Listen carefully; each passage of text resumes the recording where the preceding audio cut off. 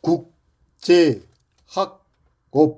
성취도 평가에서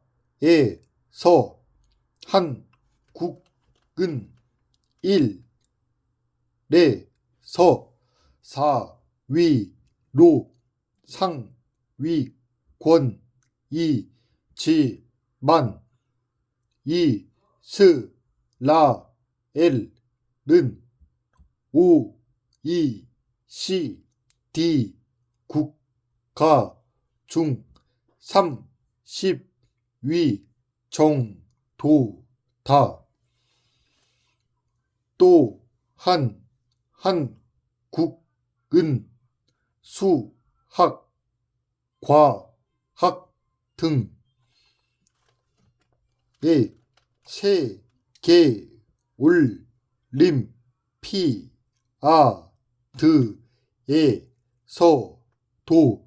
상위권의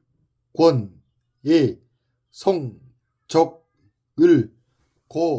거두고 있지만 이스라엘이 상위권에 입상했다는 소식은 들리지 않는다. 한국의 학생들은 유대인 학생들보다 훨씬 많은 시간을 공부한다. 유대인의 교육열은 높다. 하지만 자녀의 교육을 위해서라면 기러기 아빠를 자처하는 한국 부모들의 교육열은 그들을 능가한다는 생각이 든다. 이처럼 한국인은 지능도 세계 최고, 공부하는 시간도 세계 최고, 교육열 또한 가히 세계 최고라고 할 수 있다. 그렇다면 한국인이 국제적으로 훌륭한 인물이 많이 배출되어야 하고 노벨상도 많이 수상해야 하는 것이 아닌가. 한국은 노벨상 수상자가 평화상 한 명뿐이지만 유대인은 지금까지 스스로 유대인임을 밝힌 노벨상 수상자만 약 200여 명이다. 미국의 아이비리그는 미국에서 인류 대학의 상징이다. 한국계 학생이 이들 대학에 입학하는 비율이 전체 약 1% 정도라고 한다. 하지만 유대인들은 약 30%를 차지하고 있다. 한국의 학생들은 학교 공부를 마친 후에도 학원에서 밤늦게까지 공부를 한다. 이처럼 세계 최고의 사교육비를 소비하고 밤늦게까지 공부를 하는 것이 효율적인 교육 방법이라면 인구 비례로만 따져봐도 유대인보다 한국인이 노벨상도 많이 수상하고 아이비리그 대학에 많이 입학해야 하고 국제적으로도 더 존경받고 성공하는 사람이 많아야 하지 않은가. 그런데 왜 우리는 최고의 지능과 최고의 노력, 그리고 최고의 교육열을 가지고서도 국제사회에서 유대인을 따라잡지 못하는가? 나는 단 한 가지가 부족하기 때문이라고 생각한다. 그것은 교육 방법이다. 유대인의 교육 방식은 하브루타다. 유대인은 중심의 학교를 예시바라고 하는데 그들의 수업 방식을 보면 학생들이 서로 짝을 지어 매우 시끄럽게 논쟁하면서 공부를 한다.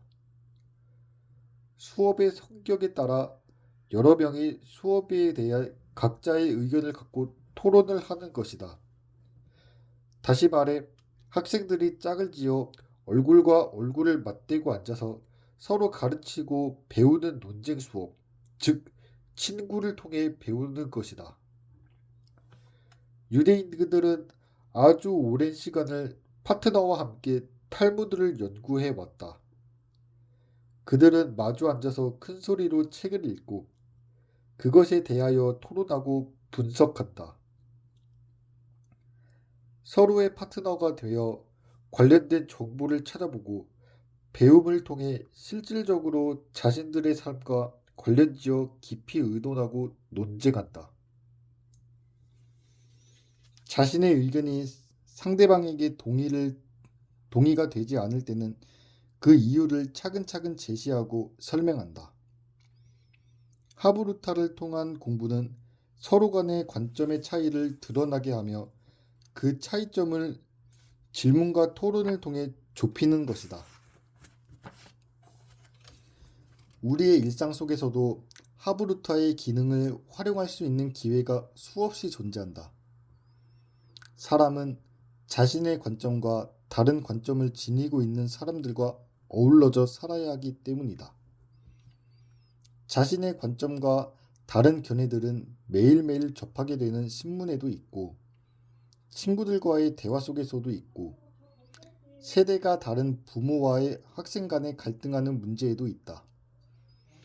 하브루타의 교육 개념은 현상을 보는 수많은 관점이 존재한다는 것에 기초한다.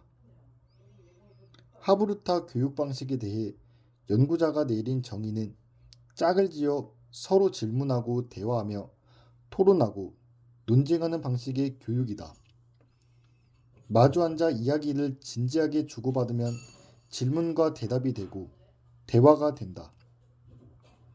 거기서 더 전문화되면 토론이 되고 더욱 깊어지고 전문화가 되면 논쟁이 되는 것이다. 하브루타 교육 방식은 학교의 수업만으로 한정되지 않는다. 가정에서 식사를 하며 아버지와 자녀가 질문하고 답변하는 것도 하브루타이고 학교에서 교사가 학생들에게 질문하면서 수업하는 것도 하브루타이며 학생들끼리 짝을 지어 서로에게 질문하고 답하는 것도 하브루타이다. 하브루타 교육 방식은 어떻게 유대인들로 하여금 세계의 각계각층에서 두각을 나타내게 만드는가? 그 이유는 크게 세 가지로 볼 수 있다. 첫째, 뇌를 격동시켜 다양한 사고력을 기른다. 그 이유는 질문과 토론, 그리고 논쟁은 뇌로 움직이게 하고 생각하게 한다는 것이다. 변호사와 검사의 법적 논쟁을 떠올려 보자. 그들의 논쟁은 격렬한 머리싸움이다. 법적 논쟁에서 이기기 위해서는 철저하게 준비를 해야 하고 상대방의 말을 정확하게 듣고 그 논리를 파악해야 하며 자신의 주장이 왜 옳은지에 대해 치밀한 논리로 설득해야 한다. 상대방이 예기치 못한 질문을 하거나 증거를 들 때 이에 대해 논리적으로 답변하지 못하거나 대응하지 못하면 판결에서 패배하게 된다. 토론과 논쟁은 뇌를 개발하는 가장 효율적인 방법이며 고차원적인 사고력을 기르는 최상의 방법이다. 둘째, 다각적인 생각과 창의적인 사고를 하게 한다. 하브루타 교육 방식의 가장 큰 장점은 다양한 견해, 다양한 관점, 다양한 시각을 갖게 한다는 것이다. 창의성이란 다르게 새롭게 생각하는 능력이다.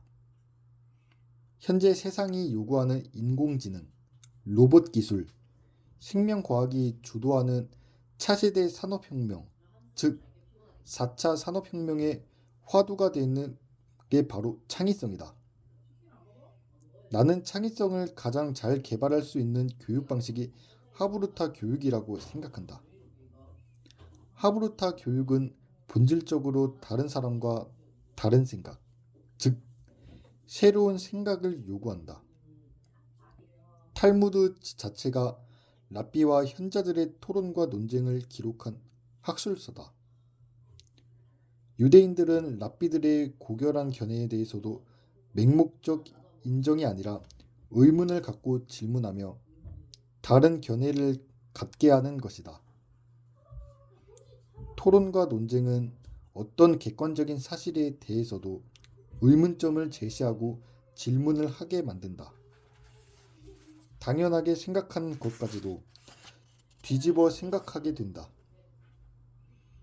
상대방의 의견과는 다른 나만의 견해를 가져야 토론이 가능하다.